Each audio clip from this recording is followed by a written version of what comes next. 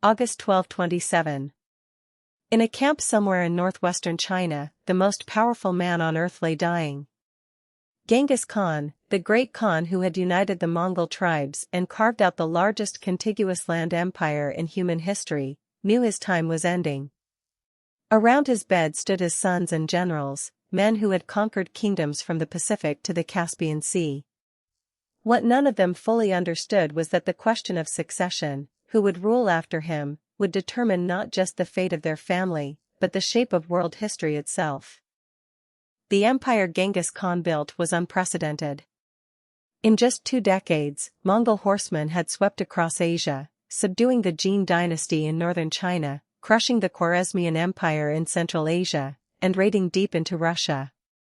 The Mongols didn't just conquer, they connected. Their roads and relay stations, the famous Yam system, linked east and west in ways that hadn't been seen since the Roman Empire.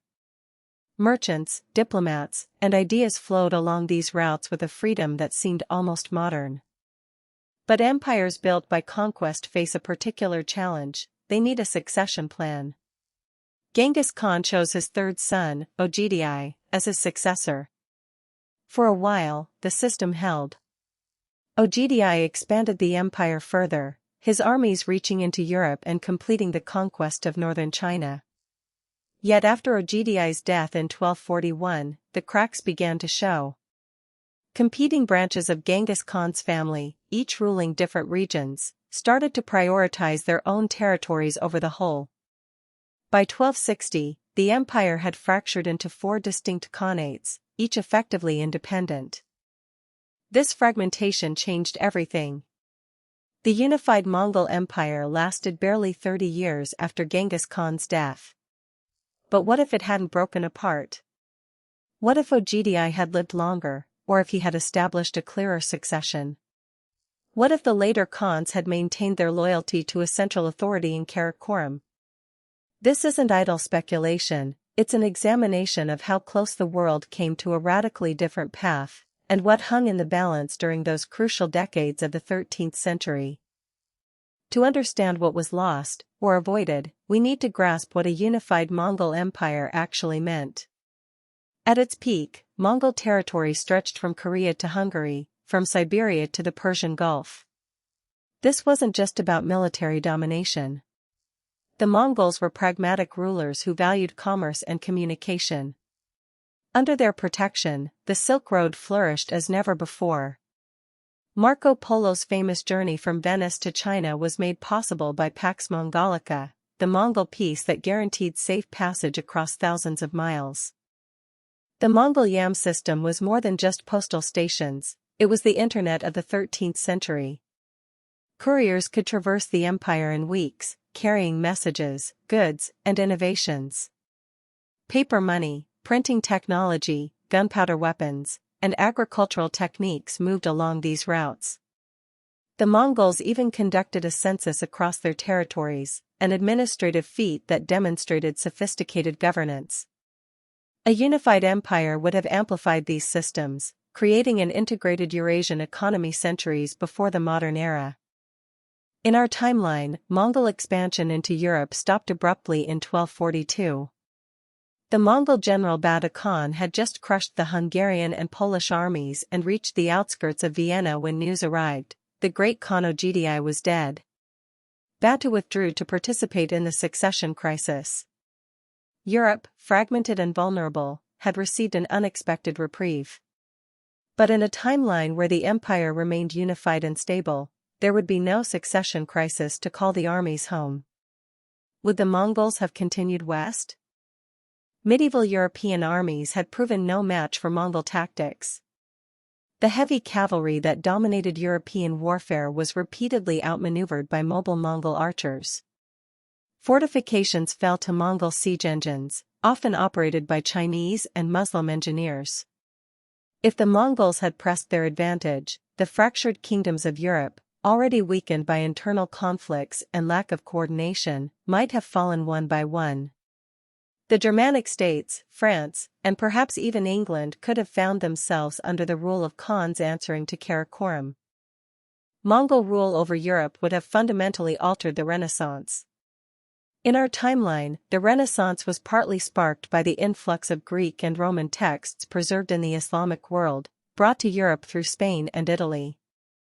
Under a unified Mongol Empire, this knowledge transfer would have been direct and massive. Chinese innovations in printing, mathematics, and astronomy would have reached European scholars centuries earlier. The intellectual flowering we associate with 15th-century Italy might have occurred across Eurasia simultaneously, in the 14th or even 13th century. The Mongols practiced a unique religious tolerance, rare for the medieval world. Genghis Khan's law code protected all religions, and Mongol courts hosted Buddhist monks, Christian priests, Muslim scholars, and Taoist sages. This wasn't pure altruism, it was pragmatic governance of a diverse empire. A unified Mongol Empire extending into Europe would have brought this tolerance with it.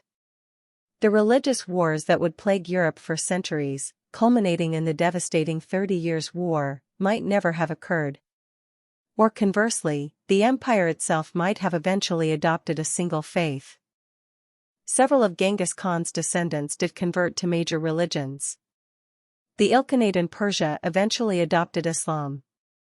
The Yuan dynasty in China incorporated Buddhism and Confucianism.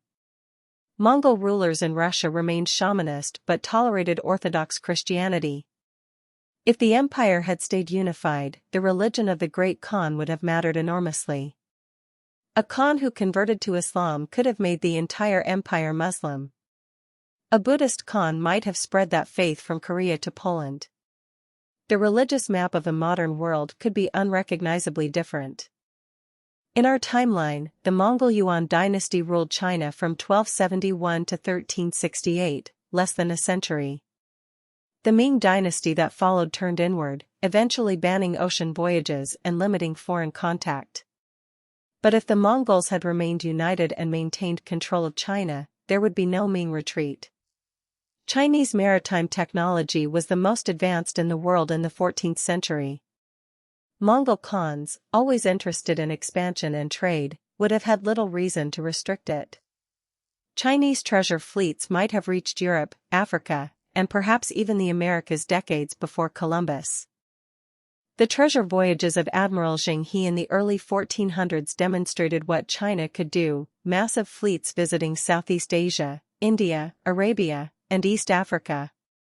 But these voyages were eventually discontinued as China turned inward.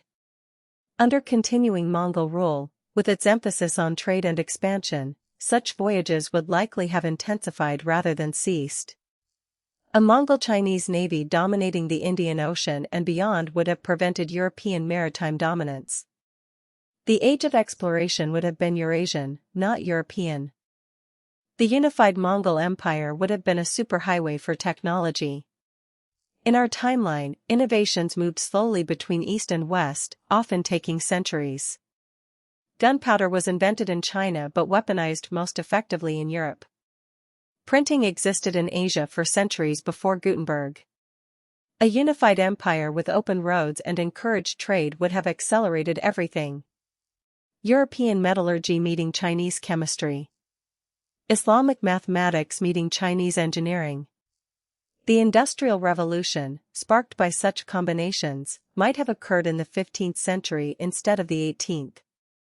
But would faster technology transfer guarantee progress? Some historians argue that competition between European states drove innovation, each kingdom racing to develop better weapons, ships, and production methods to survive. A unified Mongol superstate might have lacked this competitive pressure. Without rival powers to challenge it, would the empire have stagnated like other large empires in history? Or would its vast resources, diverse population, and pragmatic administration have fostered innovation through different means, patronage, institutional research, and the cross-pollination of ideas from a dozen cultures? The practical challenge of holding such an empire together cannot be overstated. Even with the Yam system, messages took weeks to travel from one end of the empire to the other. How do you govern Korea and Germany, Persia and Russia, from a single capital? The Mongols had developed a solution: local autonomy under Mongol oversight. They left existing administrative systems largely intact, demanding only taxes, military support, and acknowledgement of the Khan's supremacy. This flexible approach worked for a generation. Could it have worked for centuries? Eventually, technology might have solved the distance problem. If the Industrial Revolution arrived early in this timeline, as we've speculated, so would its accompanying innovations. Telegraph systems by the 16th century. Railways by the 17th. A Mongol Empire with industrial-age communication and transportation could have functioned as a genuinely integrated state in ways impossible for ancient Rome or even the British Empire. The question is whether the empire could have survived the pre-industrial centuries without fragmenting first.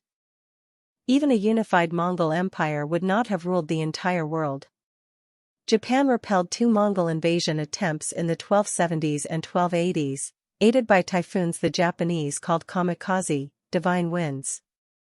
Southeast Asian kingdoms proved difficult to hold. Sub-Saharan Africa remained beyond Mongol reach. And the Americas were entirely unknown to the Old World in the 13th century. These regions would have developed independently, creating potential rivals. Eventually, a Mongol-dominated Eurasia would have encountered other rising powers. When the Old World finally contacted the Americas, it would have been a very different encounter. Instead of competing European powers colonizing piecemeal, the Americas might have faced a unified Eurasian empire with centuries of accumulated technology and organization.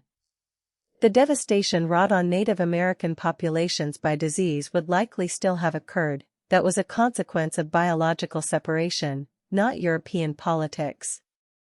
But the political fate of the Americas might have been incorporation into a vast world empire rather than colonization by rival European states. A unified Mongol Empire would have required enforcement. The Mongols were ruthless with resistance, entire cities were massacred to set examples. This brutality served a purpose. It encouraged submission and reduced prolonged warfare. But maintaining a global empire for centuries would have required sustained repression of rebellions, cultural suppression in some regions, and the machinery of authoritarian control. The dark side of Pax Mongolica was the violence that underlay it. How many uprisings would have been crushed? How much cultural diversity lost? Over centuries, a unified empire tends toward cultural blending. Latin spread across the Roman Empire. English across the British. A Mongol Empire lasting centuries would have developed a common language, likely a hybrid incorporating Mongolian, Chinese, Persian, and Turkic elements. Cultural practices would have merged. Regional identities might have faded into a broader imperial identity.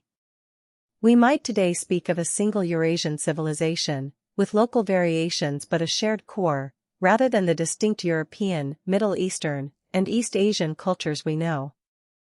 This homogenization has costs. The diversity of human cultures, their languages, traditions, philosophies, and arts, is a product of separation and independent development. The European Enlightenment arose from particular historical circumstances in France, England, and Germany. Chinese philosophy developed in isolation from Greek thought, creating entirely different intellectual traditions. Islamic Golden Age scholarship synthesized knowledge in unique ways. All of this diversity might have blended into something new and perhaps great, but it would not have been the same.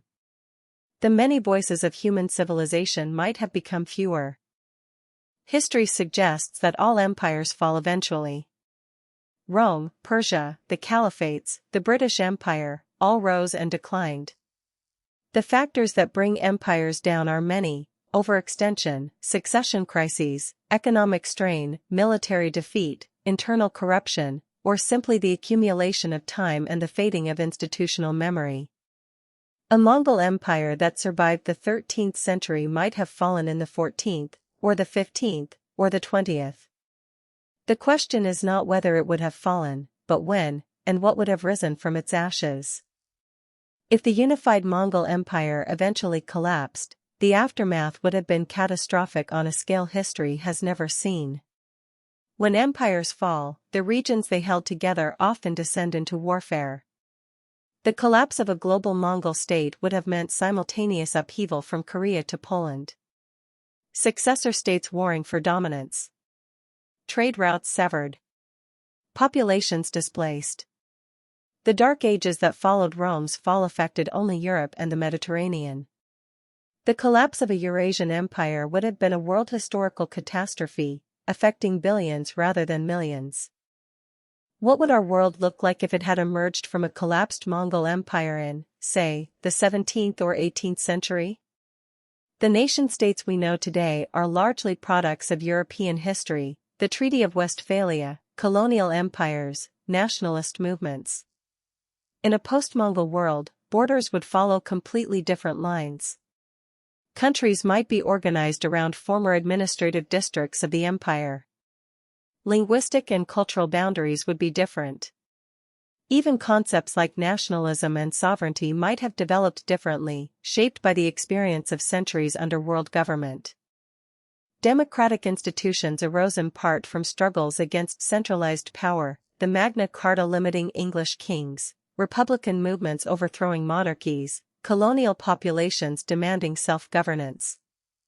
These struggles occurred in a world of competing states where ideas of liberty could find refuge and support. In a world dominated for centuries by a single empire, democratic movements might have had nowhere to flee, no rival powers to support them. The spread of democracy could have been delayed by centuries. Or perhaps the sheer scale of the empire would have made authoritarian control impossible, forcing earlier development of representative institutions. Our modern world is characterized by nation-states, capitalism, democracy, and rapid technological change. All of these emerged from particular historical circumstances in post-medieval Europe and spread globally.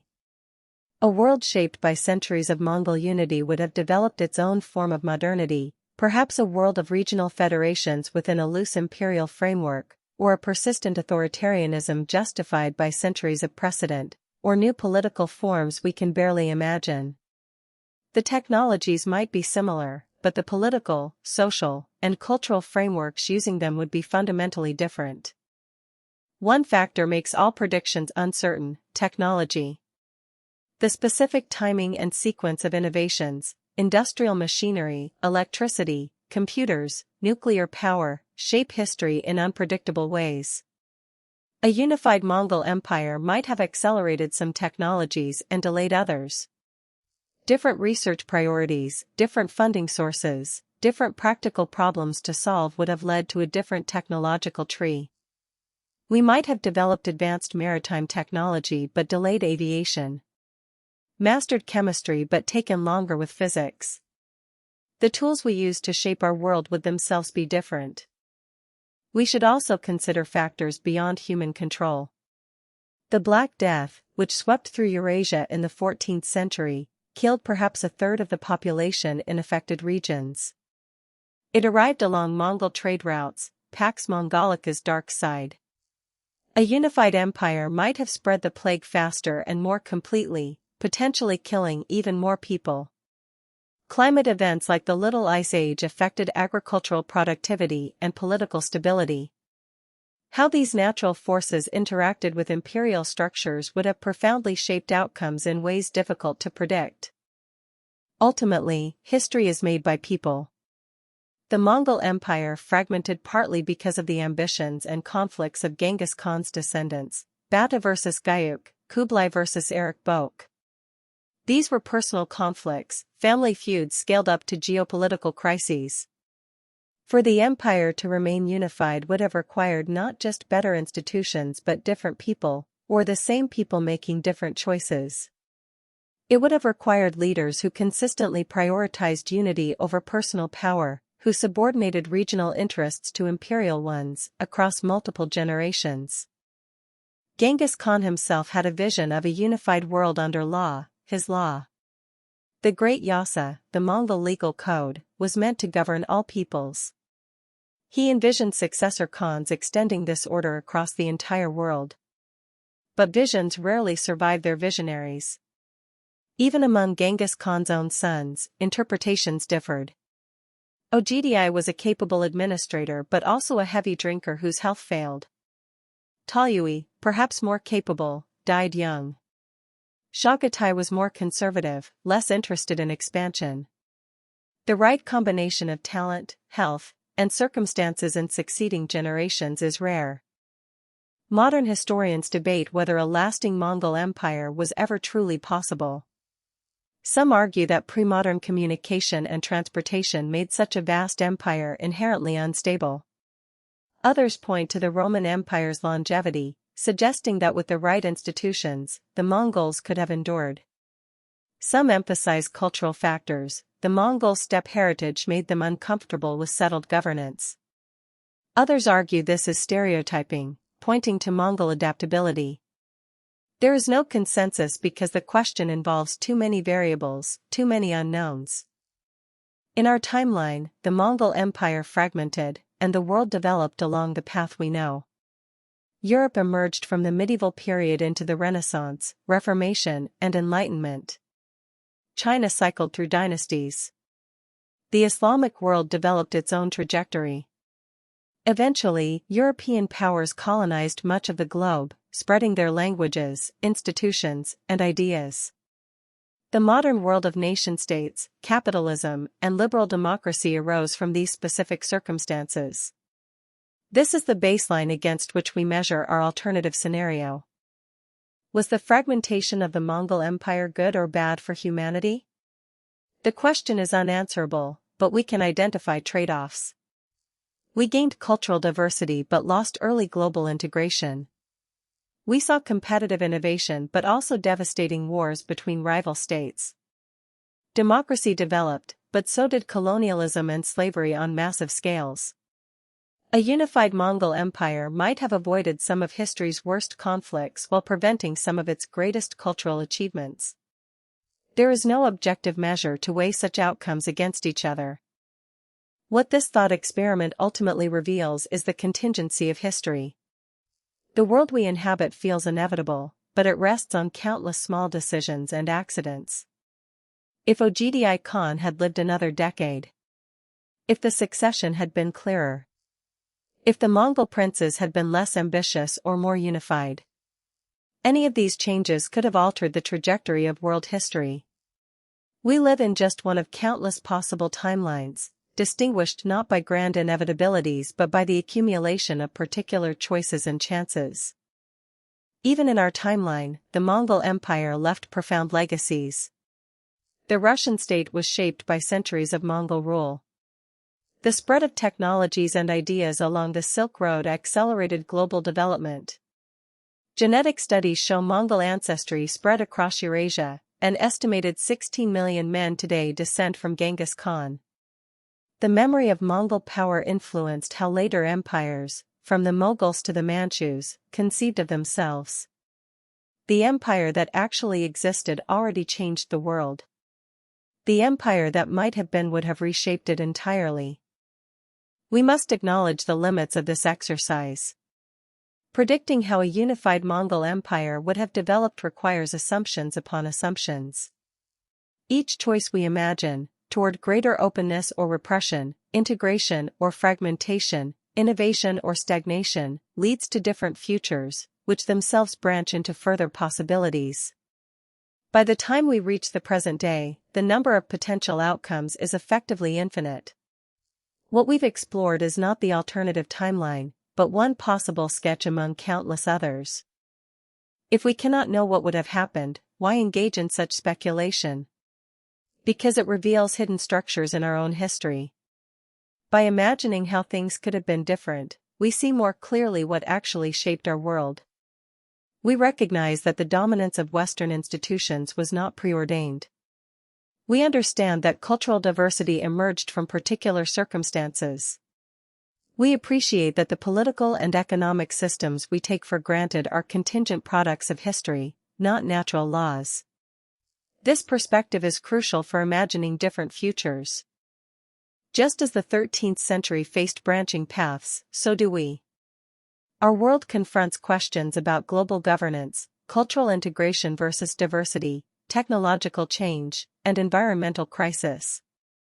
The choices we make will shape the next centuries as profoundly as the fragmentation of the Mongol Empire shaped the last 800 years. We cannot predict the outcomes, but we can recognize that we are living at a hinge point in history.